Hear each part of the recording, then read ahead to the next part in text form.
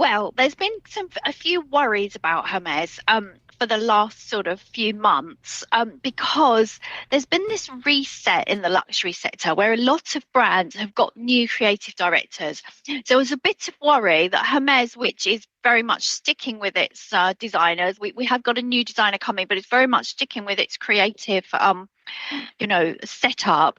Um, is going to get left behind. And what's really focused people's minds is Chanel. There's been this Chanel mania, and Chanel was one of the brands that was most criticized for raising prices. But they've got this new designer, Matthew Blasi. Everyone loves his clothes, everyone loves his bags. There have been frenzies at Chanel stores, and the worry is that some people who would have bought a Hermes bag will switch to Chanel instead. So you had that going on anyway. Then what's happened today is you've got that backdrop. And today, Hermes has shown that it's not the resilient story that everyone expected. Hermes has outperformed. There are long wait lists for its bags.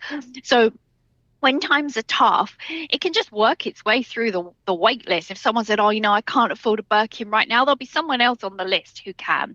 Been really resilient. But what's happened is it's been really hurt by the Middle East, and not just the Middle East, by tourists. And the big revelation was that they said they got more than 50% of their sales in France from tourists. And that was a surprise because the market had always thought it was the local customers that were keeping them going, and that they have such a big tourist exposure. So all this is adding up to show that Hermes is not untouchable, and that's why the shares have re-rated. The shares have re-rated already. They're on about 33 times, 34 times the next 12 months earnings. That sounds like a lot, but its 5-year average is 48 times. So you can just see how much they've been pummeled. And I think there were probably some hopes that, it would reassure today and the shares were going up. That's not happened. I think one of the harder jobs in global Wall Street is to be a luxury analyst, because not only do you have to have the numbers right and the multiples right and your earnings models,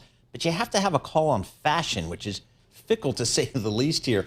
Is it exactly? If you're Hermes, do you just bring in some new blood here? Is that in terms of Well, they creativity? are doing that. They've got a lady called Grace Wales Bonner, who's a very well-respected menswear designer. Big surprise. She's going to be the creative director of menswear.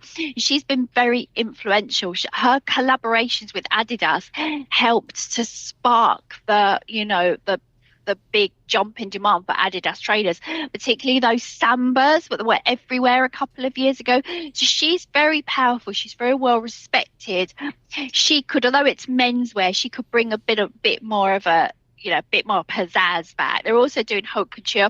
But the question this morning on the analyst call was, are you going to reduce capacity?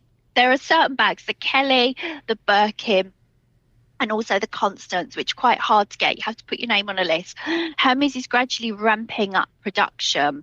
Now, Ferrari also had these problems, and it's kind of dialed back its production of like the bog standard model. If you can get a bog standard Ferrari, like a run of the mill Ferrari, and it's doing these very special editions. So could Hermes do that? Could it, limit some of its bags and even go more up market and do like super rare Birkin, super rare Kellys, or even a new bag altogether that could compete with Chanel? So great news, potentially for resale values, which have been coming down.